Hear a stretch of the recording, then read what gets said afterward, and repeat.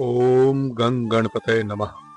आदरणीय गुरुजनों, आप सभी को मेरा सादर दंडवत प्रणाम है तथा मेरे देश के सभी भाई बहनों, आप सबको मेरा नमस्कार है। आज मैं आप सबके सामने अपने मन की बात का एक नया एपिसोड, एक नया वीडियो, एक नया विचार लेकर उपस्थित हुआ हूँ। आशा करता हूँ पहले की तरह आप मेरे विचारों को अपना समर्थन देंगे।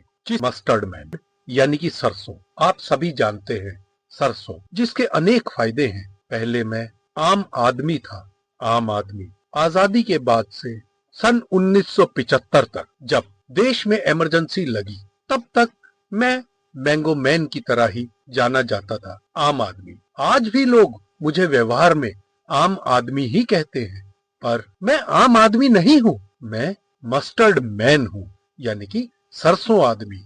आप भी कहेंगे क्या बकवास है, पर भाइयों और बहनों मेरा विश्वास कीजिए, आज के दिन में हम मध्यम वर्गीय परिवार एक मस्टर्ड मैन ही हैं। मस्टर्ड यानी कि सरसों कैसे इस्तेमाल होता है और क्यों मेरा नाम मस्टर्ड मैन पड़ा। सर्वप्रथम सरसों खेत में पैदा होती है। जब सरसों का पौधा थोड़ा बड़ा हो जाता है, तब उसका साग के तौर पर इस्तेमाल किया जाता है। सरसों का साग और मक्के की रोटी एक भारत की बहुत ही प्रसिद्ध डिश है, जिसे सभी लोग शादी ब्याह में, होटलों में चाव से खाते हैं। तत्पश्चात जब थोड़ी सी और बड़ी हो जाती है, तब सरसों को पशुओं के चारे के तौर पर इस्तेमाल भी किया जाता है। जब सरसों की फसल खेत में पक जाती है, तो उसे काट लिया जाता है। सरसों के फल को अलग करके सरसों की डंठल को जलाने के तौर पर, भूसे के तौर पर इस्तेमाल किया जाता है।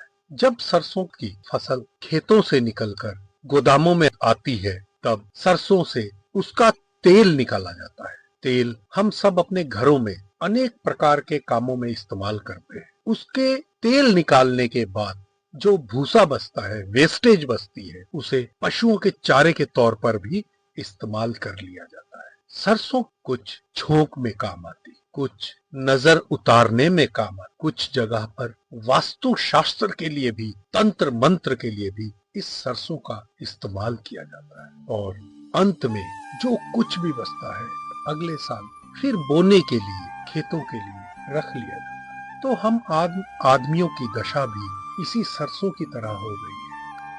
आप सबसे आशा करता हूं कि आप मेरे इस चैनल को ज्यादा से ज्यादा लाइक, सब्सक्राइब और शेयर करेंगे, जिससे मेरी बातें मेरे गुरुजनों तक जल्दी से जल्दी पहुंच सके। आप सबका बहुत बहुत धन्यवाद। जय भारत माता की।